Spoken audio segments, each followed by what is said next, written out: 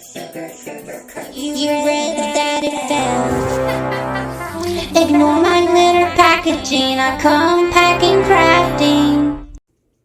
Hello, and thank you so much for joining me here on Sosa Checks. I'm Macadamia, and today I'm going to be doing a review of a book I was holding upside down.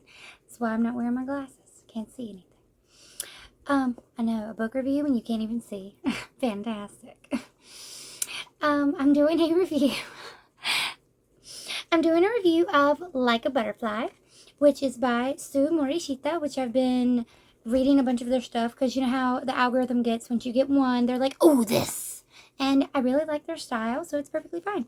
First of all, they make things very beautiful. They did A Sign of Affection, which is like a sign language. One of the characters is deaf, really cute.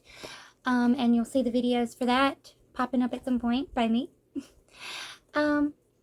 But this one, reading the back, it's about a girl, this one, who basically just doesn't talk. And I've been struggling with her name. It's Suiren, I think. Suiren Shibazeki is often compared to a beautiful flower. Her nickname is the Mysterious Flower, because she is but one that grows on the tallest peak of a mountain, forever out of reach. When Suiren develops feelings for the quiet Taichi Kawasumi, however, she doesn't want to be a distant flower. She'd rather leave her lofty perch and fly toward him like a butterfly. After Kawasumi rescues her from an unwelcomed admirer, Suiren finds herself captivated by him. However, Suiren is too shy to speak to anyone, much less this reserved karate boy. What's more, Suiren isn't the only one who's interested in Kawasumi. Will a class trip offer the opportunity to reveal her feelings before it's too late? So, not a lot physically happens, but it's still a really cute book. I do recommend. So we have our main character, who's literally so beautiful that people just stare at her and talk about how beautiful she is. They're just like, she's so beautiful, you can't talk to her. She's like a distant flower. And so they call her the Mysterious Flower. And they just won't talk to her. And then she will be swarmed by guys, which apparently in elementary school, as we learn in the book, she was like swarmed by dudes all the time. Like, I caught a crayfish for you. Here's a worm, a bug. And like the last time she really spoke to a guy was in grade school, when she was like, when they were trying to show her bugs and stuff. And so she goes and just doesn't talk ever. If you see her talking, it's basically just like either a one word or just little dots. Like, that's it. She doesn't really speak to anyone. And most of this book is just them staring at each other. That's most of what happens. So we get introduced to her when she's walking through and doesn't really say anything. And then these guys come up to her and they like grab her bag or something. And it's some upperclassmen just being rowdy. I don't know if they're picking on her because they think she's hot, or if they're picking on her just because they seem to be rambunctious and like to get into trouble. Well, it's okay. Don't worry, because our main dude, who is also very quiet. He doesn't talk to girls specifically because he has nothing to say. He doesn't know what to talk to them about. Main dude, Kawasumi? Yeah. He just doesn't talk to girls at all. And then when Koharu, there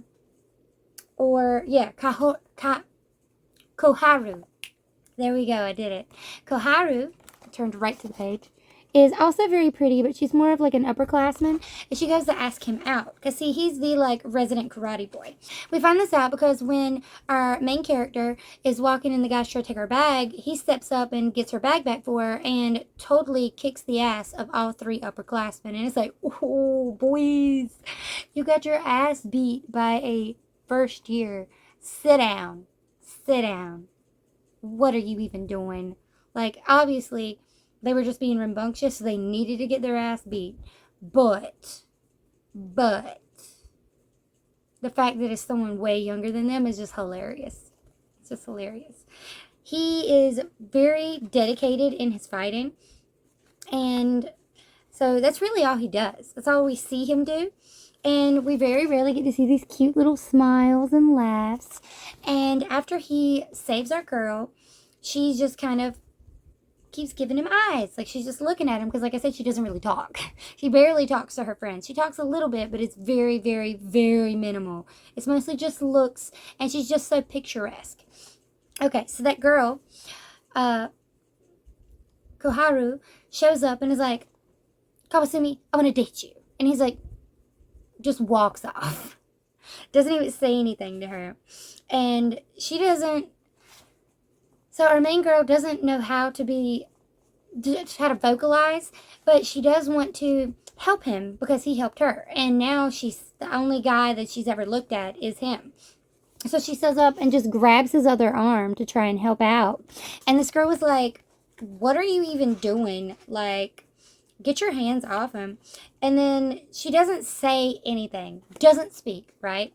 And this girl was just like, are you ignoring me? Do something. And she's like, wow, her eyelashes are really long. But it's more than that. Oh my God, this girl is beautiful. How can a person be so gorgeous?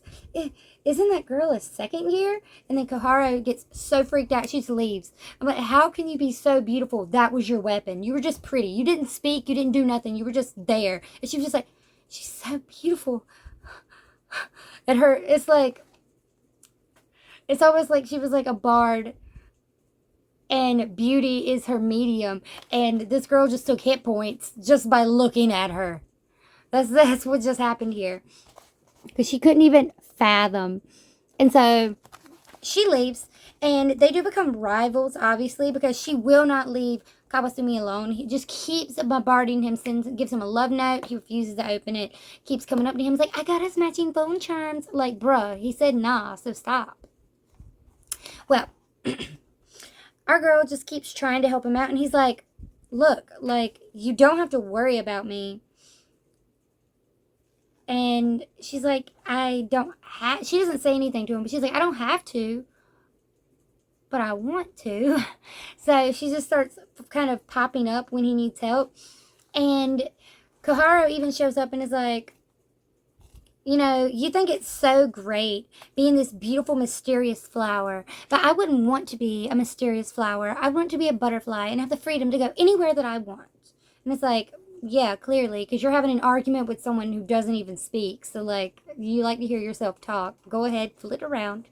Go on, fly now, fly. I've never seen a butterfly stay for very long, please. And yeah, so she just likes to hear herself talk because this girl don't even talk to her. She only says one thing to her at the very end. She goes up to her and grabs her arm and refuses to let go. And she's like, I hate you. And she's like, what the heck? She's like, you didn't say, when I asked you if you hated me, like, yesterday, you didn't say anything. And then, like, you said, you shook your head no. And then you walk up to me and the first and only thing you've said to me is you hate me. Like, what is going on? A little unhinged, but I think it's just because she doesn't speak. So she makes every word she uses very to the point. Like, if she's going to say anything, it's going to be pointed. Because she just doesn't talk. And I guess it's because she's super freaking shy, which is fine. And so now we got our girl who's just in love with someone for the first time and doesn't really talk. So when they go on a class trip, she does speak once to him. He goes and he's playing volleyball and he accidentally hits her with the ball and everyone's like ragging on him because like, what the heck, man? You just hit the mysterious flower. Like, what is wrong with you? And he's like, shut up, okay? And they're like, oh. And then he goes, talks to her and he's like, are you okay? Like, I'm so sorry. And he's super embarrassed because he doesn't like talking to girls at all. And she doesn't say, she's just like, I'm okay. And later he goes to apologize. He's like, does your arm hurt? Like, are you sure you're good?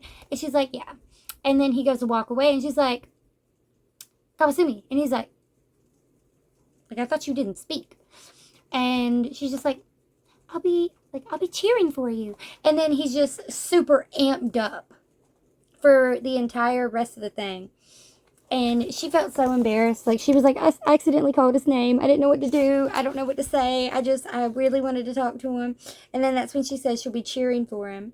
And that's the only time she said something. Got his attention by splashing, by the way. Like I said, doesn't speak. So after she called his name and then didn't say anything, that's all she said. And they just kind of stand in silence, watching the waves. And even the guy, the dude's main guy friend, was like, man, I'd love to go on a date with her, even if she didn't talk or say anything. Like, I'm sure we'd have fun. And I'm like, and even his friend is like, do you hear yourself? Like, you're just not gonna talk? You think that's gonna be a good date? Like, if she doesn't say anything, what if the only thing she says is, you're freaking boring, bye, and then leaves? So that was just like this whole thing. And then from there on, he does try to be like, oh, flower, and like, hi, and like, speak to her a little bit, but for the most part, he hasn't really talked to her.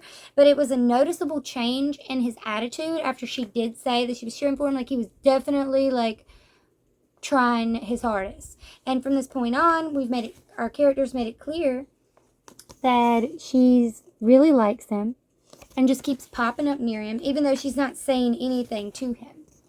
Just popping up and just giving each other eyes. And that's all they're really doing. So, really cute, really simple, not a lot going on. She talks about how she wants, in her head, because she doesn't speak, like I said, how she really wants to be more like a butterfly. She does want to be able to fly around to the people she wants to see and be more forward. Maybe say what she means, maybe actually speak up. But currently, she's just kind of stuck in her own shell, very, very quiet, very reserved. And our dude, he doesn't know how to talk to girls, so he mostly doesn't, unless he absolutely has to. But he seems to be more drawn to her, especially because she's like the most beautiful girl. And he can't get into his head like, why did she talk to me? Because she said like my name and said she'd be cheering for me, but she doesn't talk to any other guys. Like, what's that about? And he's processing this. It took her the entire book to process.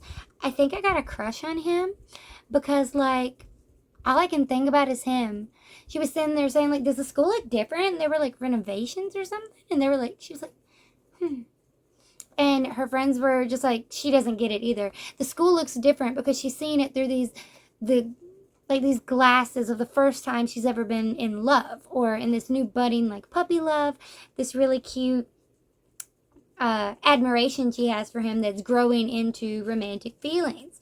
So of course this is going to be one of those where she's experiencing for the first time these emotions of love, these emotions of attraction, and he too has never really thought about this because he, not in a bad way, has a very like masculine attitude. He thinks like, she shouldn't have to have protected me against that girl. Girls don't need to do the protecting. Guys should be the one to protect girls. And I'm like, that works for some people. So like, no shade or whatever. But he seems to think like that. So he doesn't want her to help him, even though she did it. And she even said, I did it because, she did it, said this in very few words, if any, to her friends. She did that to help him because he helped her when those upperclassmen took her bag to get her attention or whatever. And so it's just this really cute, they're not really communicating, but she's just throwing eyes. And I'm really interested to see how this turns out because it's got a lot of people just whispering in the background.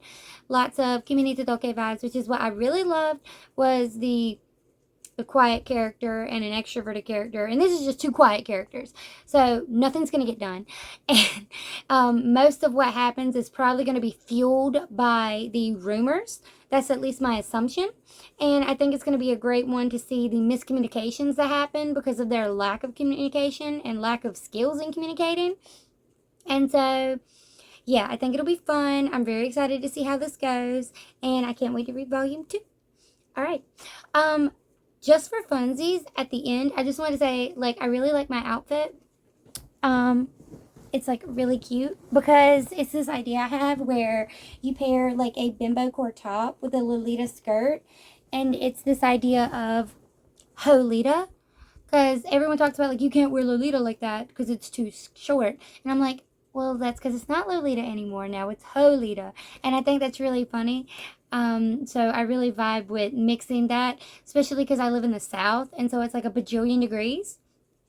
That's a little bit of exaggeration, but it doesn't feel like it when you're dying from heat stroke.